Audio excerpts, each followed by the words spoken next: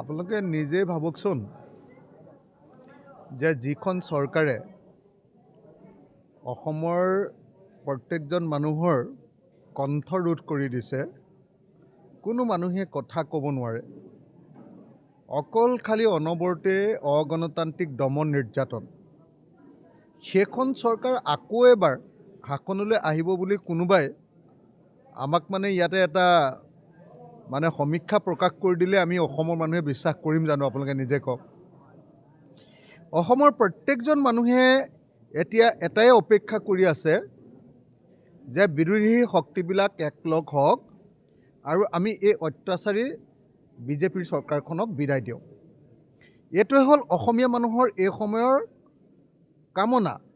মই 24 ঘণ্টা মানুহৰ মাজত ঘূৰি ফুৰোঁ, গাঁৱে ভূঞে, বাগানে, নগৰে, চৰে চাপৰিৰে। মই 24 ঘণ্টা মোৰ গোটেই জীৱন, মই 24 ঘণ্টীয়া ৰাজনৈতিক কৰ্মী হয়। মই যেতিয়া 24 ঘণ্টা ৰাজনৈতিকভাৱে কাম কৰি ঘূৰি থাকোঁ, তেতিয়া আমি দেখিবলৈ পাইছোঁ যে অসমৰ মানুহে প্ৰাৰ্থনা কৰি আছে যে এইবাৰ বিজেপিক বিদায় দিব লাগে। অসমৰ মানুহে এনেকুৱাকৈ প্ৰাৰ্থনা কৰি থকাৰ কাৰণেই এতিয়া বিজেপিয়ে উপায় নাইকিয়াকৈ কি কৰিছে, নিৰ্বাচনৰ আগত বিহাৰ মডেল এটা খাৰা কৰিব খুজিছে।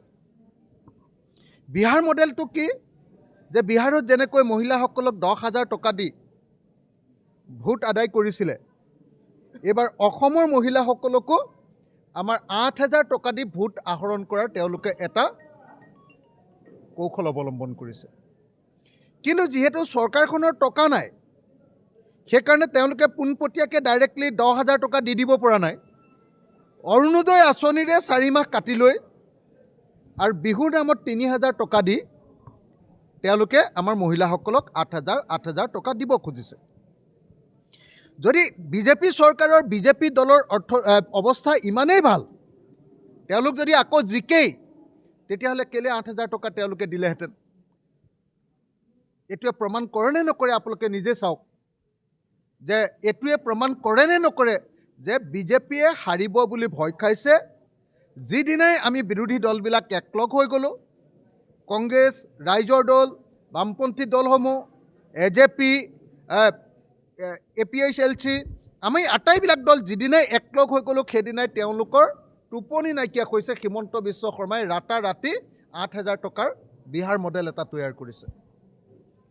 মই কিন্তু এটা কথা আপোনালোকক খাটাংকৈ কৈ দিওঁ, কালি নিউজ লাইফে মোৰ ওপৰত ভুৱাকৈ নিউজ এটা প্ৰচাৰ কৰিছে, ভুৱাকৈ, যে আমি অৰুণোদয় আঁচনিৰ বিৰোধিতা কৰোঁ, 8,000 টকাটো দিয়াটো আমি বেয়া পাইছোঁ, এনেকৈ ধৰণে এটা নিউজ প্ৰচাৰ কৰিছে।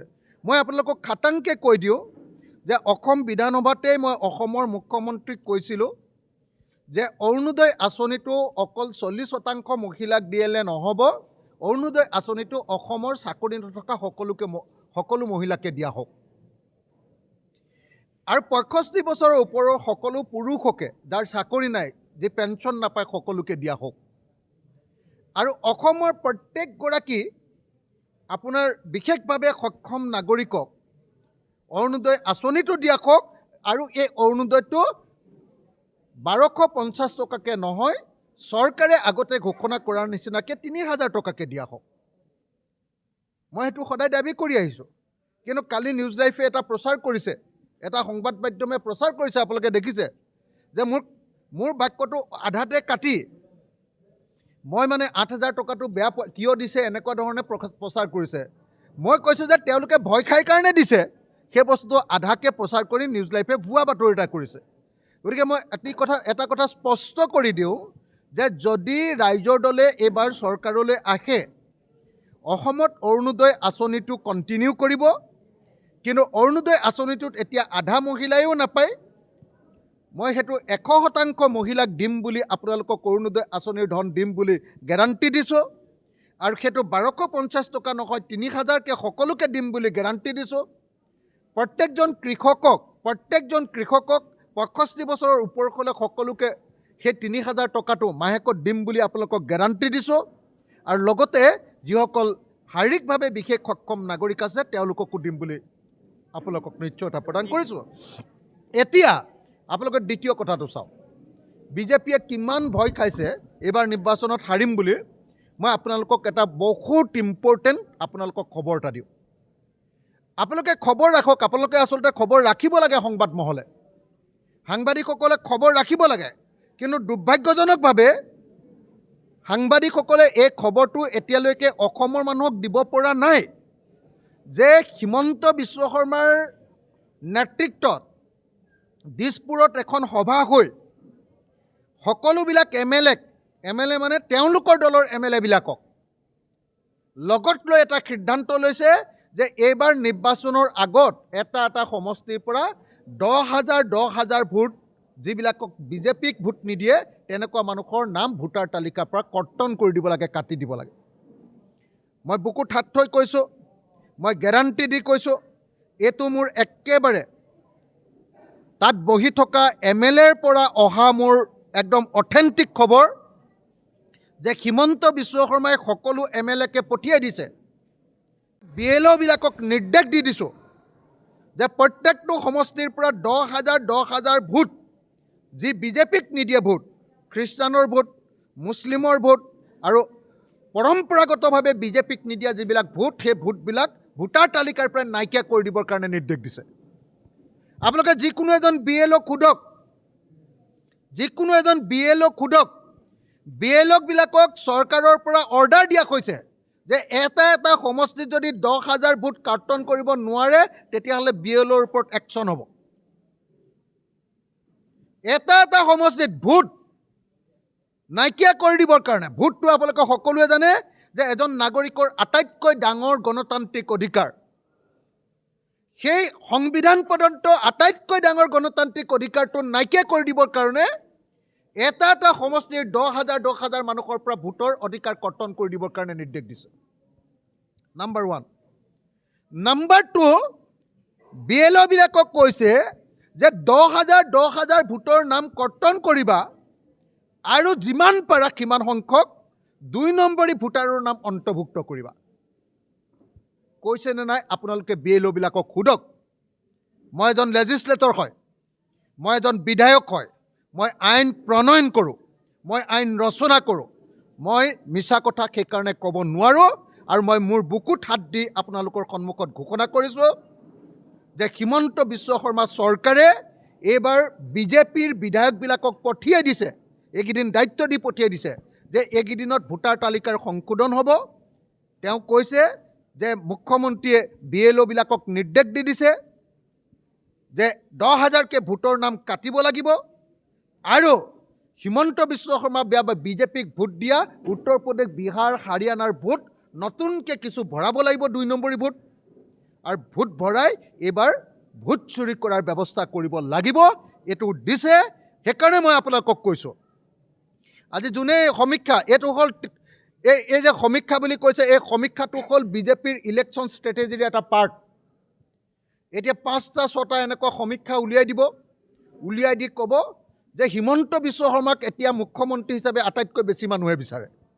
আৰে ভাই, পৃথিৱীৰ আটাইতকৈ 2 নম্বৰী মানুহটোক কোনে মুখ্যমন্ত্ৰী হিচাপে আকৌ দ্বিতীয়বাৰ বিচাৰিব? কোন মানুহে বিচাৰিব কওকচোন আপুনি?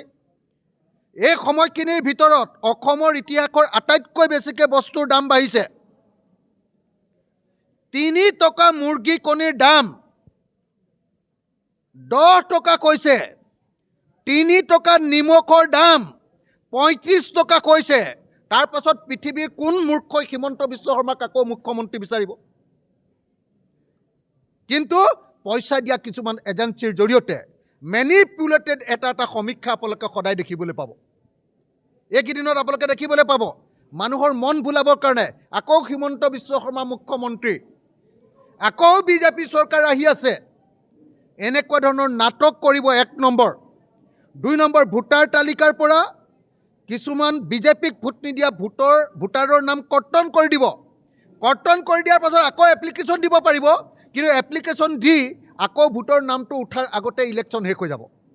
ইলেকশ্যনৰ পাছতহে আকৌ ভোটত নাম উঠিব। এইটো 2। 3, আপোনালোকক মই আকৌ ক'লোঁ যে এইবাৰ 8,000 টকা বিহাৰ মডেল। বিহাৰত 10,000 টকা, অসমত 8,000 টকা। যদি ইমানেই বিজেপি চৰকাৰ আহিব বুলি গেৰাণ্টি আছে, যদি আহিবই, তেতিয়াহ'লে কি কাৰণে আকৌ 8,000 টকা দিছে? 8,000 টকা আমালৈ ভয় কৰি দিছে। অসমৰ জনতাই এবাৰ শপত লৈ থৈছে যে হিমন্ত বিশ্ব শৰ্মাৰ নিচিনা গুণ্ডা এটাক এইবাৰ খেদিবই লাগিব। হিমন্ত বিশ্ব শৰ্মাৰ নিচিনা অসমৰ মানুহক ডিঙিত টেপা দি কথা ক'ব নোৱাৰা মানুহজনক এবাৰ বিদায় দিব লাগিব। বস্তুৰ দাম বঢ়াই দিয়া মানুহজনক বিদায় দিব লাগিব। সকলো মানুহৰ একদম ব্যৱসায় বাণিজ্য সকলোৰে বেয়া কৰি দিয়া। আপোনালোকক বাদ দিলোঁ, আপোনালোকৰ সাংবাদিকবিলাকৰ ইনকাম আগতকৈ কম হ'ল নে নাই খবৰ লওক। আপোনালোকৰ অৰ্থনৈতিক অৱস্থা আগতকৈ বেয়া হয় নে নহয় কওক আপোনালোকে। মোৰ অৰ্থনৈতিক অৱস্থা আগতকৈ বেয়া, খেতিয়কৰ অৰ্থনৈতিক অৱস্থা আগতকৈ বেয়া, দোকানীৰ অৰ্থনৈতিক অৱস্থা আগতকৈ বেয়া, ব্যৱসায়ী অৰ্থনৈতিক অৱস্থা আগতকৈ বেয়া। তেতিয়াহ'লে কেলে হিমন্তক আকৌ ভোট দিব কওক? কিন্তু তাৰ পাছত এতিয়া আপোনালোকে দেখিবলৈ পাব যে ইটোৰ পিছত সিটো সমীক্ষা উলিয়াই থাকিব যে বিজেপিয়ে চৰকাৰ কৰিব। কেলে কৰিব? এইবিলাক হ'ল পইচা দিয়া পাৰ্টি। যিবিলাক পইচা দিয়া পাৰ্টিয়ে এনেকৈ 2 নম্বৰী সমীক্ষা কৰি এতিয়া মানুহৰ মনত জনমত গঠন কৰি আছে। ভোটাৰ তালিকাৰ পৰা নাম কৰ্তন কৰিব। আৰু 3 নম্বৰ কি কৰিব? 3 নম্বৰ 8,000 টকা নহয়, পাৰিলে আৰু কেইটামান দিব। আৰু সেইটো কি যে পইচাটো যে দিছে, মই কিয় নিদিবলৈ ক'ম? মই ক'ম যে 8,000 নহয়, এটা পৰিয়ালক 80,000 টকা দিয়া। এইটো হিমন্ত বিশ্ব শৰ্মাৰ পত্নীৰ পইচা নহয় নহয়, বাপেকৰ পইচা নহয় নহয়, ৰাইজৰ টকা। সেই ৰাইজৰ টকা যদি দিয়ে, তাৰ কাৰণে মই নিদিবি বুলি নকওঁ, মই বেছিকৈ দে বুলি ক'ম। কাৰণ সেইটো ৰাইজৰ হাতলৈ যাব। আৰু ৰাইজৰ হাতলৈ যদি এতিয়া পইচা নাযায়, গাঁৱৰ চব গেলামালৰ দোকান বন্ধ হৈ যাব, ব্যৱসায় বেয়া। অৰুণোদয়ত ধনকেইটা গৈছে কাৰণেহে যেনে তেনে গেলামালৰ দোকানখন চলি আছে। অৰ্থনৈতিক অৱস্থা খুব বেয়া। মানুহৰ কাৰো ইনকাম নাবাঢ়িলে, চবৰে ইনকাম কমি গ'ল। হিমন্তৰ অকল ইনকাম বাঢ়িলে, ৰিণিকী ভূঞাৰ ইনকাম বাঢ়িলে, আৰু পীযুষ হাজৰিকাৰ, জয়ন্ত মল্ল আৰু অশোক সিংগালৰ ইনকাম বাঢ়িলে। বাকী চবৰে অৱস্থা বেয়া। হয়নে নহয় খবৰ লওক। মই আকৌ কৈছোঁ, পীযুষ হাজৰিকা, জয়ন্ত মল্ল, তাৰপাছত কি কয় এইটো অশোক সিংগাল, মানৱ ডেকা আৰু হিমন্ত বিশ্ব শৰ্মা, ৰিণিকী ভূঞা, এনেকৈ 10জনমান মানুহৰহে ইনকাম বাঢ়িলে, বাকী চবৰে ইনকাম কম। তেতিয়াহ'লে কেলৈ ভোট দিম আমি আকৌ? মই আশা কৰিছোঁ আপোনালোকে একদম সাংবাদিক হিচাপে সত্যনিষ্ঠ বাতৰিটো প্ৰচাৰ কৰিব। আৰু এইবিলাক ভুৱা 2 নম্বৰী সমীক্ষাবিলাকত অসমৰ ৰাইজে কেতিয়াও বিশ্বাস নকৰিব। আৰু 8,000 টকা দিয়াৰ কাৰণে মামাক ভোট দিব নালাগে। 8,000 টকা দিয়াৰ কাৰণে পইচাটো লৈ মামাৰ টিকাত লাট দিব লাগে, লাট দিব লাগে। কাৰণ মামাই আমাৰ দেশৰ অৰ্থনীতিটো খতম কৰি পেলালে। গতিকে আপোনালোকে একদম খাটাং থাকক। আৰু মামাই এবাৰ ভয় খাই লৈ এটা সমষ্টিত 10,000 ভোট কমাব খুজিছে। হয়নে নহয় গেৰাণ্টি। এজন BLO সুধি চাওক আপোনালোকে, এজন BLO সুধি চাওক। মই মোৰ শিৱসাগৰৰ BLO সুধিছোঁ, মই বৰপেটাৰ BLO সুধিছোঁ, মই গোৱালপাৰাৰ BLO সুধিছোঁ, মই গুৱাহাটীৰ BLO সুধিছোঁ, প্ৰত্যেকজন। আৰু অন্ততঃ পক্ষে 3জন মোক বিজেপিৰ বিধায়কে কৈছে যে আমি 10,000কৈ ভোট আমাৰ সমষ্টিবিলাকত কাটি দিম, তহঁতি কি কৰিব পাৰিবি, এনেকৈ কৈছে মোক। ক'লোৱে আকৌ, আমি বিৰোধী দলবিলাক একলগ হ'লোৱে। কংগ্ৰেছ, ৰাইজৰ দল, জাতীয় পৰিষদ, CPI, CPM, CPIML আৰু APHLC, আমি 3টা দল, এই 7টা দল আমি একলগ হ'লোঁ। আৰু এই 7টা দল একলগ হ'লোঁ কাৰণে হিমন্তৰ মাথাই কাম কৰা নাই। সেইকাৰণে তেওঁ কি কৰিব কি নকৰিব কৰি এতিয়া এটা সমষ্টিৰ পৰা 10,000 ভোট কাটি দিব খুজিছে।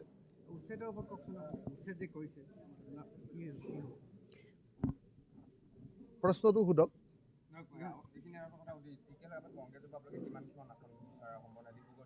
আমি কালি মানে একচুৱেলি হেৰি কৰিলোঁ, আমি কালি মানে একচুৱেলি আমাৰ তালিকাখন দি দিলোঁ কংগ্ৰেছ দলক, যে আমি আসন বিচৰাৰ তালিকাখন দি দিলোঁ। কিন্তু মইতো এইটো সংবাদ মাধ্যমক ক'ব নোৱাৰিম যে কেইখন আসন আমি বিচাৰিছোঁ আৰু কোনখন আসন বিচাৰিছোঁ, সেইটোও ক'ব নোৱাৰিম। আৰু কেইখন আসন নাপালে এলায়েন্স নহ'ব, দিবই লাগিব ইমানকেইখন, সেইটোও মই আপোনালোকক ক'ব নোৱাৰিম। কিন্তু মই আপোনালোকক এটাই ক'ব পাৰিম যে কালি আমি আনুষ্ঠানিকভাৱে আমাৰ দলৰ নেতৃবৰ্গই গৈ, মই বাৰু ইয়াতে আছোঁ, কালি মই যোৰহাট, শিৱসাগৰত আছিলোঁ আৰু তাৰপিছত ৰাতি ডিব্ৰুগড়ত আছিলোঁ, গতিকে মই যাব পৰা নাই। আমাৰ দলৰ কেন্দ্ৰীয় নেতৃত্বই আনুষ্ঠানিকভাৱে কালি কংগ্ৰেছ দলৰ বিৰোধী দলপতি দেৱব্ৰত শইকীয়া ডাঙৰীয়াৰ হাতত আনুষ্ঠানিকভাৱে আমাৰ দলৰ পৰা গৈ আমাৰ জেনেৰেল ছেক্ৰেটাৰী ৰাছেল হুছেইন, আমাৰ জেনেৰেল ছেক্ৰেটাৰী চিন্ময় বৰা আৰু আমাৰ ৱৰ্কিং প্ৰেচিডেণ্ট ভাস্কুদি শইকীয়াই গৈ দেৱব্ৰত শইকীয়া ডাঙৰীয়াৰ হাতত আমাৰ প্ৰাৰ্থী তালিকা, সম্ভাৱ্য প্ৰাৰ্থী তালিকা আমি দি দিছোঁ।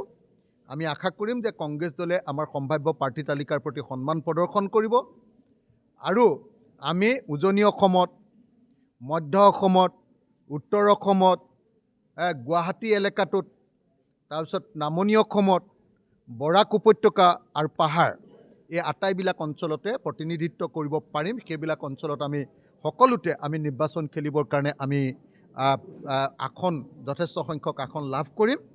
মই এটাই কথা আপোনালোকক ক'ব খোজোঁ যে এইবাৰ এলায়েন্স গেৰাণ্টি আছে, এইবাৰ এলায়েন্স হ'বই।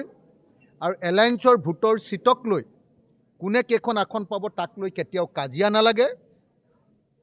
আলোচনা বিলোচনা সমালোচনা ভিতৰতে হ'ব, আপোনালোকে কোনেও গম নাপায়। যিদিনা ঘোষণা কৰিব সেইদিনাহে গম পাব যে আমি কেইটা আসন পালোঁ, কংগ্ৰেছে কেইখন আসন পালে। ভিতৰৰ কথা আপোনালোকে এইবাৰ গম নাপায়।